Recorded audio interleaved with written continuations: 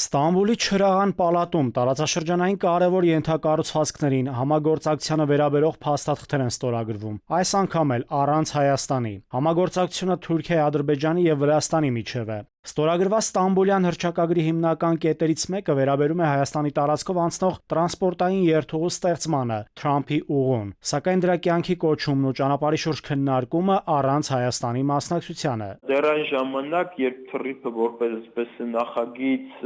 եկավ, Վրաստանում բավականին մտահոգված էին տպավորությամբ այդ հանդիպման կարևորագույն նպատակներից մեկը այն է, որպեսզի Վրաստանի հետ որոշակի կոմպրոմիսային ճանապարհ գտնվի վրացական կողմի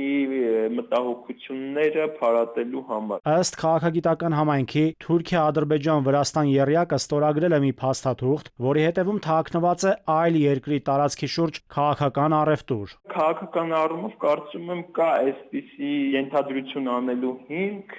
հատկապես այն առումով, որ տարածաշրջանային 3 պետություններ ըստ էության խոսում են մյուս պետության տարածքով անցնելի ենթակառուցվածքների մասին եւ Հայաստանը այստեղ միայն որպես պատասխանատվություն ստանձնած կողմ է հանդես գալիս։ Տարածաշրջանի եռյակ արտգործնախարարները վերահաստատել են միմյանց տարածքային ամբողջականությանն աջակցությունը, սակայն Հայաստանը, որի տարածքով նախատեսվում է անցկացնել երթուղին, նման երաշխիքների ցանկում չկա։ Հայաստանի շրջանցումը, ես կարծում եմ, ավելի քաղաքական իմաստով է շրջանցում։ Հայաստանի կարծիքը այն առումով այլևս հաշվի չի առնվում, համարելով, որ օգոստոսի 8-ին Վաշինգտոնում ստորագրված համաձայնությամբ արդեն իսկ լուծված են եւ Հայաստանի հետ բանակցելու այսպես առանձնակի խնդիրներ չեն տեսնում։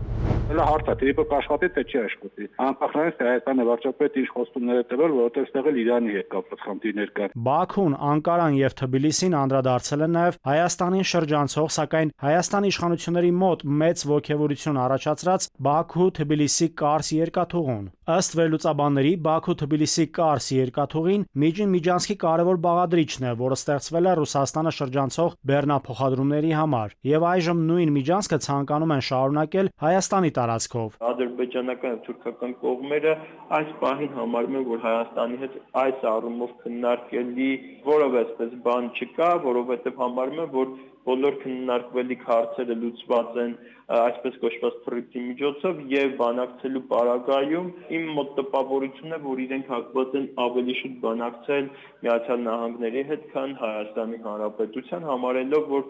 այդ երթուղու, այսպես ասենք, հիմնական շահառուներից մեկը հենց Միացյալ Նահանգներն են։ Հական ֆեդերալիստները մի բան լավ են հասկանում, որ Ռուսաստանը չի շնորհավորել, ճնշումները չի վերացվել եւ ոչ ոք չգիտի թե այս իշխանությունը քանի օր կդիմանա։ Ջեյհուն Բայրամովն էլ բարձր է գնահատել Կարս-Իգդիր Նախիջևան երկաթուղու կառուցումը։ Վերլուծաբանների դիտարկմամբ այս բոլոր զարգացումները տեղի են ունենում Հայաստանի շահերի լիակատար անտեսման պայմաններում։ Բացի այդ, Թուրքիա, Ադրբեջան, Վրաստան կապուղիներով, ճանապարհներով եւ միջանցքներով բեռնափոխադրումների ծավալների շարունակական աճին զուգահեռ Հայաստանը կարող է մնալ տարածաշրջանային հիմնական երթուղիներից դուրս։